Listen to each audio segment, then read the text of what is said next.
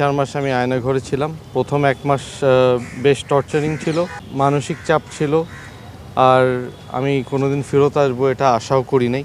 যখন আমাকে গুম করা হয় আমি তখন বাংলাদেশ জাতীয়তাবাদী দলে নির্বাহী কমিটির সদস্য এবং বেগম খালেদা জিয়ার ওনার প্রোটোকল বা ওনার সিএসএফে আমি যুক্ত ছিলাম।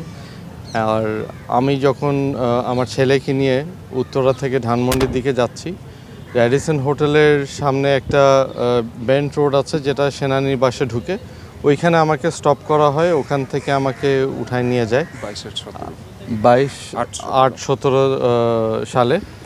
তারপরে 4.5 মাস আমি আয়নাঘরে ছিলাম। প্রথম 1 মাস বেশ টর্চারিং ছিল। 1 মাস পরে ওরা জিজ্ঞাসাবাদ ছেড়ে দেয়, কিন্তু ওই 1 মাস প্রথমটা শারীরিকভাবে মানসিকভাবে অনেক টর্চারিং ছিল। বাকি 3.5 মাস মানসিক চাপ ছিল, আর আমি কোনোদিন ফেরত আসবো এটা আশাও করি নাই। একমাত্র স্মার্ট সিটি বসুন্ধরা, আধুনিকতায় এক ধাপ এগিয়ে। আর পরিবারের কথা তো বলতে পারবো না, ওটা আসার পরে দেখলাম।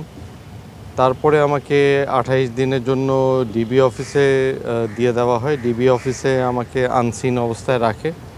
ডিবি অফিস থেকে আমাকে আগের মামলায় দাখিল করে আমাকে কোর্টে হাজির করে। কোর্টের থেকে আমি তারপর জেলখানায় চলে যাই। আর আল্লাহর রহমতে আমি এই প্রসেসের মাধ্যমে বের হয়ে আসি। কিন্তু আমাকে যে উঠায় নিয়ে যাওয়া হয়েছিল, বাংলাদেশে যে এরকম একটা প্র্যাকটিস চলমান ছিল, এটার বিরুদ্ধে আমাদের আজকে এই কোর্টে কেস দাখিল করা। আর আশা থাকবে যে বিজ্ঞ আদালত এটার একটা সুবিচার করবে। আর বিচারের সাথে আমরা যেন বাংলাদেশে এমন কোনো প্র্যাকটিস আর সামনের দিকে যেন না হয়। আমরা গণতন্ত্রে বিশ্বাস করি, গণতন্ত্রে বাংলাদেশে আমরা প্র্যাকটিস রাখতে চাই। আর গণতন্ত্রে এটা বলে না যে কোনো মানুষ যদি তার গলা উঁচা করে তাকে দমাবার জন্য এইভাবে এরকম কোনো প্র্যাকটিস যেন করা হয়।